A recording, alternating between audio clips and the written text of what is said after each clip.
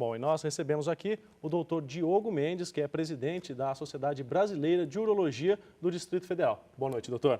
Boa noite. Bom, a primeira pergunta é, o homem brasileiro, ele ainda vai pouco ao médico?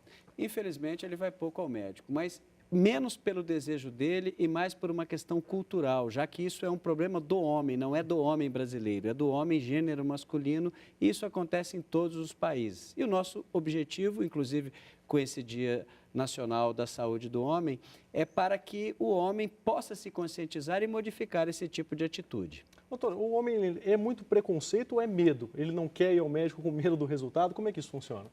Não é nem preconceito e tampouco medo. O que acontece é a falta do acesso e, afinal de contas, o homem é criado para não ficar doente. O homem que é homem não fica doente. Homem que é homem não chora. São coisas que... paradigmas que nós vamos ter que mudar na sociedade. Mas é importante, de fato, esse tipo de campanha.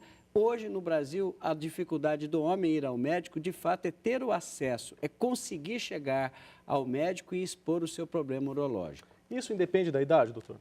Não. A saúde do homem, é importante a sua pergunta, ela não está restrita ao homem acima de 45 anos que vai cuidar da próstata. Não. A saúde do homem começa lá quando ele nasce, onde ele tem que ser avaliado com relação ao pênis, à uretra, aos testículos. Alterações desta área são passíveis de serem operadas e corrigidas.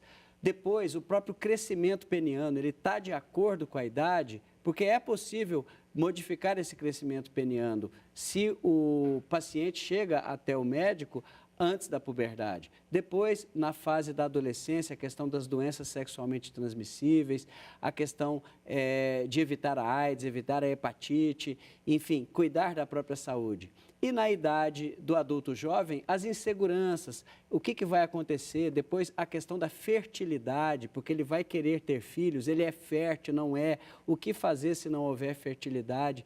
E só então eu chego na idade da próstata, aos 40, 45 anos, quando eu vou ter que estudar as doenças que são ditas os cânceres, o câncer de rim, o câncer de bexiga, o câncer de próstata, o próprio aumento benigno da próstata e depois as questões da ereção, que também tem tratamento hoje. No homem aí dos seus 50, 60, 70 anos, ele pode ter problemas de ereção, problemas de reposição hormonal.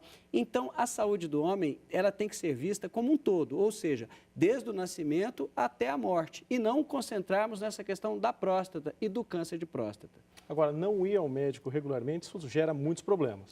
Sem dúvida alguma, porque o grande problema do Brasil, hoje, do homem brasileiro, é a doença cardiovascular. E, em segundo lugar, a doença urológica, depois a doença pulmonar e o câncer. Então, o problema urológico é um problema, mas a dica que eu dou para o nosso ouvinte, no mês do seu aniversário, vá ao médico. Leve seu filho pequeno, leve seu filho adolescente e leve seu pai.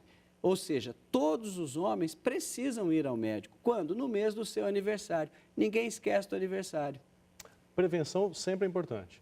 Não tenho a menor dúvida, porque se nós sabemos do problema antes, é muito mais fácil resolvê-lo. Ou seja, correr atrás do prejuízo é muito mais difícil do que evitar o problema evitável. Agora, a gente consegue reverter esse quadro, doutor?